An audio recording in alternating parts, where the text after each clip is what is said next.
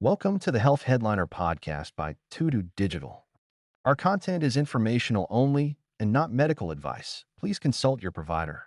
Now, let's dive into today's headlines. I want you to try something, just for a moment. Visualize your body, not as, a biological machine, but as a factory, a really complex, sprawling factory. Okay. Now, for the last, 40 or 50 years, the management consultants, let's call them the diet industry, they've been obsessed with just one thing, the supply chain. Calories in, calories out. Exactly. They track every single truck coming through the gates. They weigh the cargo. They count the calories. And the whole idea has been that this factory, our body, is a machine that just runs 24/7. Right. It doesn't matter when the delivery arrives. It doesn't matter. A shipment of steel, or in our case, a double cheeseburger, it just gets processed. The machine doesn't care if the truck arrives at dawn or at midnight. Input is input. That is the classic thermodynamics view of biology. It treats the human body like a simple calculator or maybe a bomb calorimeter. It's a very mechanical view. But what if that entire model is just fundamentally wrong? What if the factory isn't some 24-hour automated machine? What if there's a union workforce inside? With shifts. With shifts. And what if, at 5 p.m., the shift whistle blows? The best workers all go home, the lights dim way down, and the night shift, who are, let's be honest, understaffed and pretty terrible at their jobs, they just stumble in. And that's an analogy that really changes everything. We're starting to understand that a cheeseburger eaten at 1 p.m. is, well, metabolically speaking, a completely different thing than the exact same cheeseburger eaten at 9 p.m. And that is what we are digging into today. We're looking at the clockwork metabolism. We have it's a massive piece of research to unpack that challenges the whole idea that fasting is just about how long you don't eat. It suggests that when you eat might actually be the more important variable. We're not just pulling from a couple of blog posts here either. We're going deep on a systematic review and network meta-analysis. It was published in BMJ Medicine in early 2026. Right. This comes from researchers at National Taiwan University, and honestly, it's one of the most comprehensive attempts I've seen to try and settle this debate. Is intermittent fasting magic because of the fast, or is it magic because of the clock? That is the mission for this deep dive. We want to hand you the keys to optimizing your metabolic health. And we are going to get into the weeds. We have to, because there's some really counterintuitive findings here about things like cholesterol and muscle mass that you absolutely need to know before you think about skipping your next dinner. For sure. So let's start with the basics. This study is described as a network meta-analysis. Now, I know what a meta-analysis is. You kind of smash studies together to get better data. But what makes the network part of it special? That's a great question because the methodology is really what gives this paper its weight. A standard meta-analysis usually just compares, say, intervention A to a placebo. Right. Or maybe intervention B to a placebo. You get a series of these isolated one-on-one comparisons. But in the real world, and especially nutrition, we want to know, is diet A better than diet B? But nobody's ever run that specific trial. Exactly. Maybe no one has ever done a direct head-to-head trial between those two specific diets because, well, clinical trials are incredibly expensive and they take a very long time to run. Science is expensive. You can't run every possible matchup. It's sort of like in sports, Sometimes two teams never play each other in the regular season, but you still want to have a good idea of who's better. That is a perfect analogy. A network meta-analysis uses some pretty advanced statistical modeling to build a web of evidence. Mm-hmm. If one study compares early eating to a control group and another study compares late eating to a control group, It can connect the dots. it connects the dots. The network analysis allows us to mathematically infer how early eating compares directly to late eating, even if they were never in the same room, let alone the same lab. It lets us rank them against each other. So it's weaving together 41 different randomized controlled trials? Exactly. We're looking at data from 2,287 participants. Now, that might sound small if you're used to those big epidemiological studies with millions of people filling out questionnaires. Right, where there's a lot more room for error. A lot more. But for randomized controlled trials, where people are being strictly monitored on what they eat and when they eat it, that is a very robust sample size. This covers data from the very beginning of these studies all the way up to January 2023. And the definitions here are so important because intermittent fasting or time-restricted eating, it's become such a buzzword that it's almost lost all meaning. It really has. I mean, my neighbor thinks it just means skipping breakfast. My cousin thinks it means not eating for 2 days a week. How did these researchers actually categorize the when? They knew that ambiguity was the problem they had to solve first, so they created 3 very distinct buckets, and it's all based on when the eating window closes. Okay. First, you have early time-restricted eating, and this is defined as having your last calorie of the day before 5:00 p.m. 5 o'clock. Let's just pause on that for a second. That's aggressive. In modern culture, 5 p.m. is when you're just leaving the office. That's happy hour, not dinner's finished and the kitchen is clean hour. Socially, it's very aggressive, yes. It basically eliminates the entire concept of a social dinner as we know it. But biologically, as we're about to see, that timing is incredibly significant. Okay, so that's the early bucket. What's next? The second bucket is mid-time restricted eating. This is where your last meal of the day falls somewhere between 5 p.m. and 7 p.m. And then finally, you have late time restrictive eating, where your feeding window closes sometime after 7 o'clock at night. All right, so we have the early birds who are done before 5, let's call them the average Joes between 5 and 7, and the night owls who are eating after 7 p.m. But they didn't just look at the clock on the wall, they also looked at the stopwatch, the duration. That's right. They also analyzed the window. They looked at eating durations of less than 8 hours, so a very tight compressed feeding time, then exactly 8 hours, which is that standard 16.8 method most people have heard of, and finally, windows that were longer than 8 hours. So it's a matrix. You've got the time of day on one axis and the length of time on the other. And this is so important because for the last decade, the whole fasting community has been obsessed with the window. Less the window. Just keep it to 8 hours, they say. Doesn't matter if it's noon to 8 or 2 to 10. This study is effectively putting that entire piece of advice on trial. It puts it on trial and, well, spoiler alert, it finds it guilty of, at the very least, negligence. Okay, so before we get to the verdict on when to eat, let's just establish the baseline, because there are still skeptics out there who will say this whole thing is just a fad.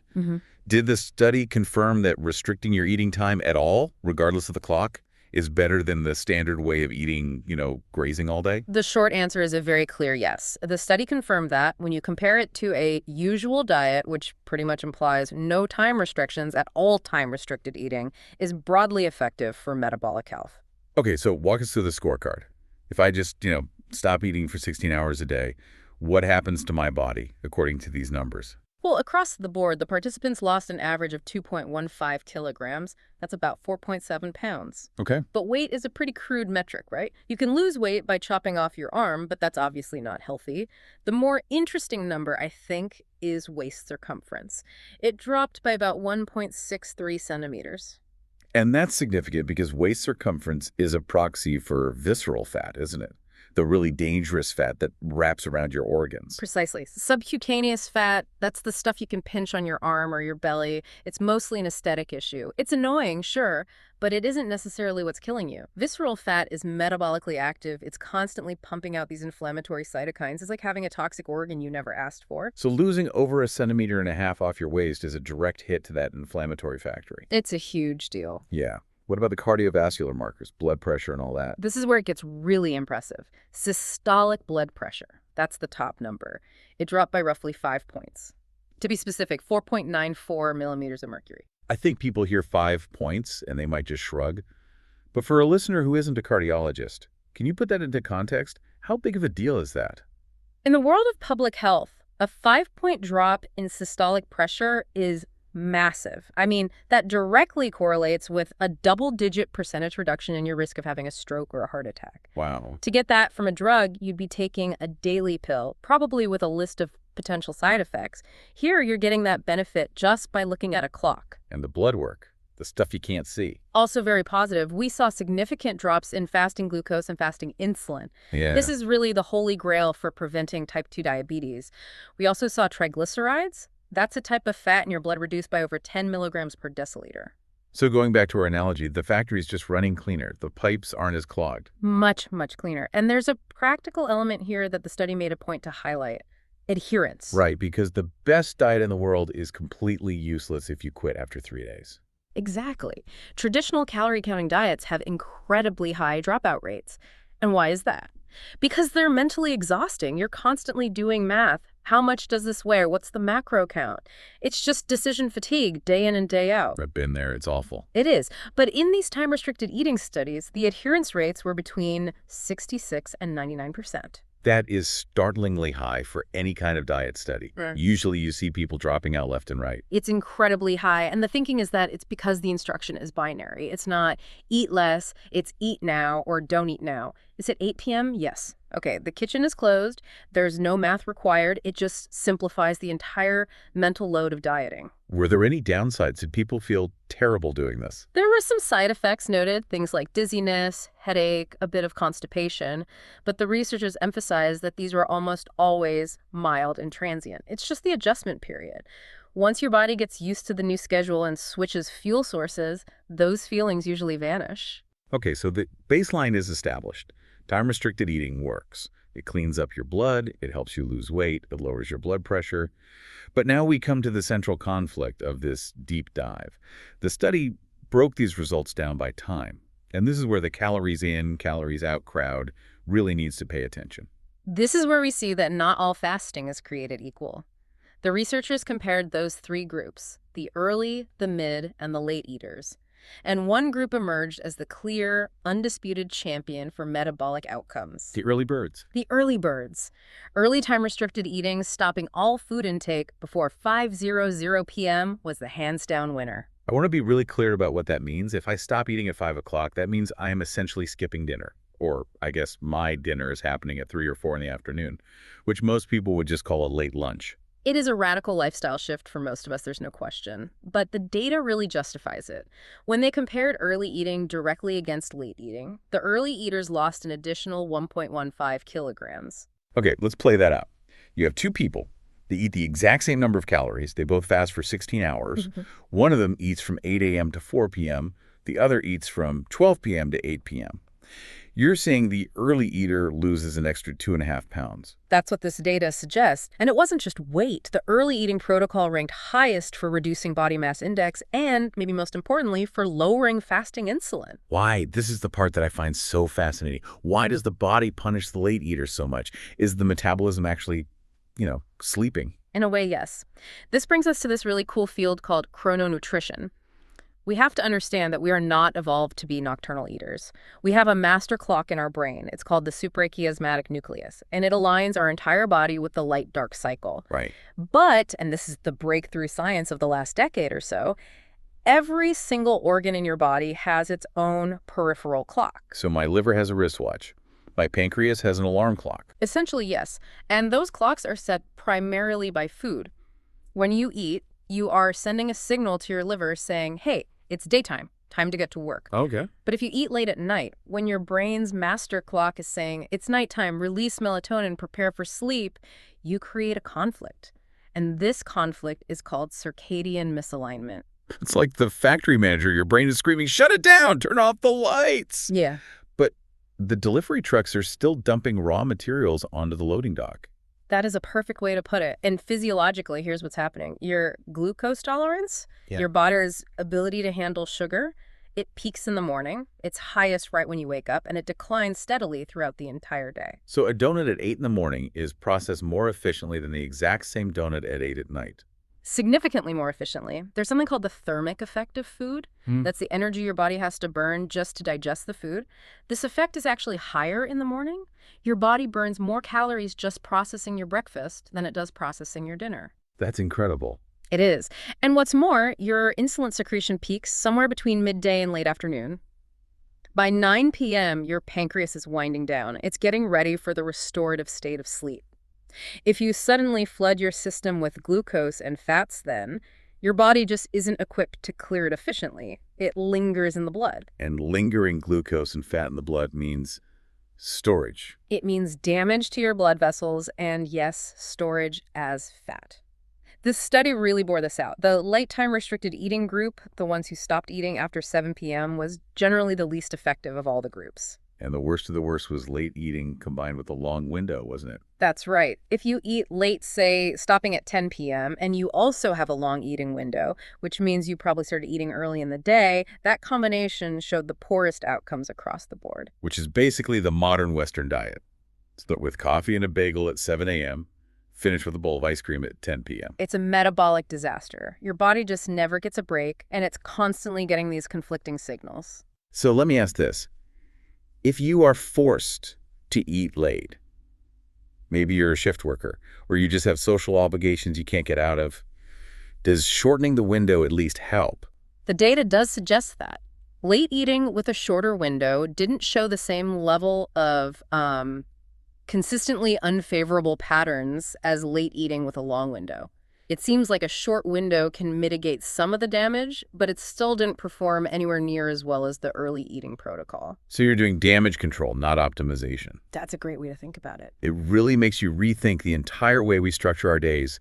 We save our biggest, most celebratory meal for the exact time when our body is least capable of handling it. It's completely backward. We're actively fighting our own biology every single day. Okay, so we've established that early is the gold standard. Yeah. But now we have to talk about the duration findings. Yeah. Because I think most people in the fasting community, they operate on this assumption of the tighter the window, the better. Right. The warrior diet, eat for 4 hours, fast for 20. It sounds hardcore, so it must be effective. Oh. That is the common logic. If a little bit of fasting is good, then a lot must be better. But this study found something that, well, it throws a huge wrench in that assumption. The cholesterol twist. The cholesterol twist. Explain this, because it's so counterintuitive. Okay, so when they looked at eating windows of less than 8 hours, so very strict compression of meals, it was indeed the best for reducing waist circumference and for lowering insulin. Good so far. But, and this is a big but, it also significantly increased total cholesterol and LDL cholesterol, the so-called bad cholesterol, when compared to a usual diet. Wait, hold on. Let me get this straight. The strictest form of fasting raised bad cholesterol. That seems completely backward. Mm-hmm. We always associate weight loss with better cholesterol numbers. If I'm losing weight, why are my arteries supposedly getting more clogged? It does seem counterintuitive, and it's a finding that has sparked a lot of debate. The study found that the less than 8-hour window increased total cholesterol by about 8.63 milligrams per deciliter compared to a usual diet. Do we have any idea why that's happening? Is the body just stressed out? The experts have a few theories, and it gets a little bit biochemical. But the main one involves the liver's response to a long fast. When you fast for a very long time, say 20 hours, your body runs out of stored sugar glycogen, and it has to switch to burning fat. Which is the goal, lipolysis. We want to burn fat. Exactly. But this mobilization of fat releases a flood of free fatty acids into your bloodstream. And the researchers suggest that in these very short eating windows, the liver might be getting overwhelmed by this flood of fatty acids. So it can't process them all. In response, it re-esterifies them, it basically repackages them, and then pumps them back out into the blood as VLDL, or very low-density lipoprotein, which eventually becomes the LDL cholesterol that we measure. So you're liberating so much fat for energy that the factory gets overwhelmed and has to ship it back out into the bloodstream as cholesterol. That's one of the leading possibilities. Another is simply the dietary load. I mean, if you have a 4-hour window, you're likely eating a huge amount of food in a very short period of time. That massive influx of nutrients, fats, cholesterol, everything in such a condensed period might just cause a different, more aggressive post-meal spike in lipids than if you spread that same food out over 8 or 10 hours. That makes a lot of sense. Stuffing 2,000 calories into a 4-hour window must be a massive stress test for your entire digestive system. So was there a Goldilocks window, a safe zone? It appears so. The study seems to suggest that windows of roughly 8 hours, or maybe even a little more, especially when they're placed earlier in the day, offer the safest balance. You still get the weight loss benefits, you get the blood pressure benefits, but you seem to avoid that worrying spike in bad cholesterol that can come with the more extreme fasting intervals. So the classic 16.8 method, fast for 16, eat for 8, is actually scientifically validated here as a kind of sweet spot. It seems to be a yes. But crucially, that 8-hour window should ideally be 9 a.m. to 5 p.m., not 12 p.m. to 8 p.m. If you want to follow this data for maximum metabolic output for the best possible results, then yes, 9 a.m. to 5 p.m. beats 12 p.m. to 8 p.m. every time. Which brings us to the trade-offs. Yeah. Because we can talk about ideal biology all day long, but we all live in the real world. And there are two big red flags in this study that we have to address. The first one, muscle. Yes. This is the elephant in the room for pretty much any weight loss study. The data showed that time-restricted eating led to a loss of fat-free mass of about 0.84 kilograms. That's almost 2 pounds of lean tissue lost. That sounds bad. Well, fat-free mass also includes things like water and connective tissue, but yes, a significant portion of that is almost certainly muscle tissue.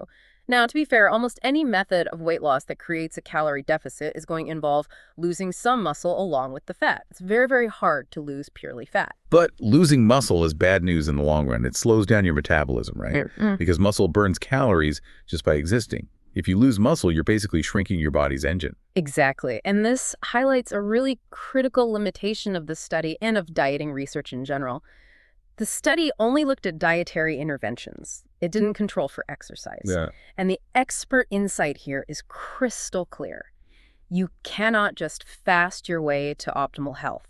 If you are going to practice time-restricted eating, you absolutely must pair it with resistance training. You have to lift heavy things. You have to send a signal to your body that it needs to keep that muscle. If you're in a calorie deficit, which you usually will be with this kind of eating, and you aren't stimulating your muscles, your body looks at that expensive muscle tissue and says, hey, we don't need this upkeep cost right now. Let's just break it down for energy. So the protocol for the ultimate human, based on this research, is eat between 9 a.m. and 5 p.m., and go to the gym and lift weights a few times a week. Ideally, yes. And also, your protein intake becomes even more crucial. If you only have an 8-hour window, you need to make sure you're getting enough protein in those meals to support muscle retention. It can be hard to eat 150 grams of protein in just 2 meals. Now, there was one other nuance in the data that I found really interesting. It was about the self-selected group. Oh, right. The group that got to choose their own eating times. Yeah. There were some studies included where the participants weren't assigned a rigid early or late slot. They were just told, restrict your window and pick a time that works for you. And surprisingly, this group actually performed the best for improving cholesterol and triglycerides. Better than the strict early group. For lipids, yes. The early group was still the champion for blood sugar and insulin, but the self-selected group had better lipid profiles. Any idea why that would be? Well, we can only speculate, but it probably comes down to stress and sustainability. If you force a night owl to stop eating at 4 in the afternoon, that's going to cause a lot of psychological stress. Cortisol goes up, and cortisol can absolutely mess with your lipid metabolism. That makes sense. But if you let people choose a window that actually fits their life, maybe that's 11 a.m. to 7 p.m. for them, they're more likely to stick to it, they'll be less stressed, and they'll probably have a more consistent dietary pattern overall. That's a really comforting finding, actually. It suggests that while early might be biologically optimal on paper, consistency is also a very powerful drug. Absolutely. The best protocol is always the one you can actually maintain for years, not just for a few weeks. There's one more little blip in the data, the midday eating group, right? The 5 to 7 p.m. stoppers. Yeah. That group showed an unexpected decrease in HDL cholesterol. The good cholesterol. The one we want to be high. Exactly. It was a moderate certainty finding, and it's just something to be aware of. It doesn't negate all the other benefits, but it's a good reminder that biology is complex. You pull one lever over here, and another gear might turn somewhere else that you didn't quite expect. It really seems like there's no single perfect magic bullet, but early comes the closest if you can manage the social sacrifice. So let's zoom out. What does all of this mean for the listener who's maybe driving to work right now thinking about their day? I think the biggest takeaway is a fundamental shift in mindset.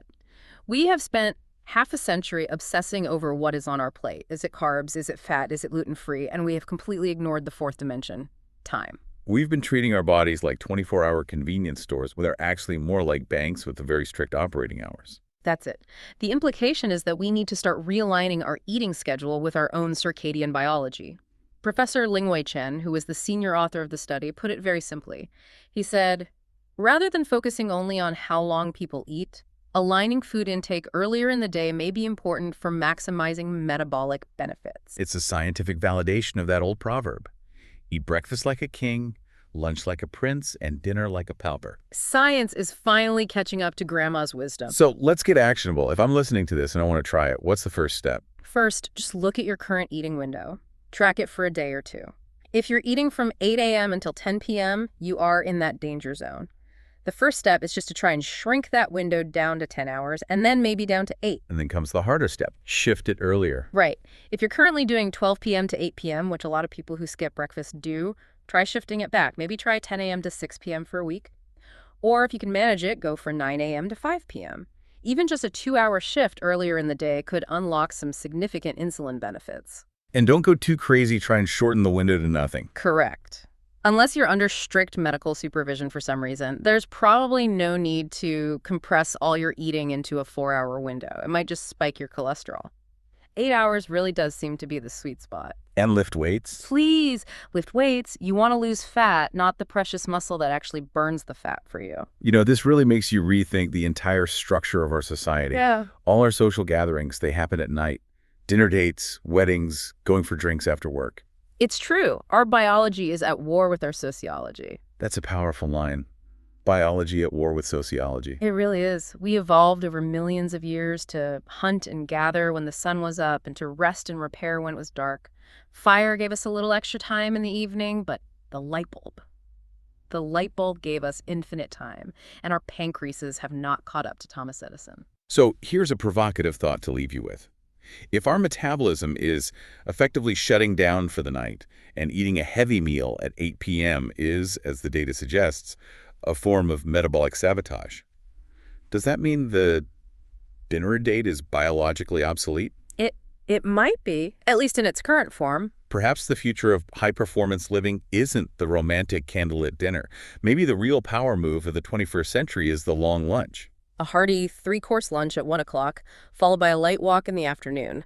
Biologically speaking, that is pretty close to perfection. I think I can get behind that. A long lunch and a light evening. Thank you so much for guiding us through this. It's been a fascinating look at the clockwork inside all of us. My pleasure. It really is all about timing. And thank you for listening to The Deep Dive. If you enjoyed this, maybe share it with a friend, but preferably before 5:00 p.m. We will catch you next time. Thanks for tuning in to the Health Headliner podcast by To Digital. Like and subscribe for more health news and breakthroughs. Stay healthy and informed. See you next time.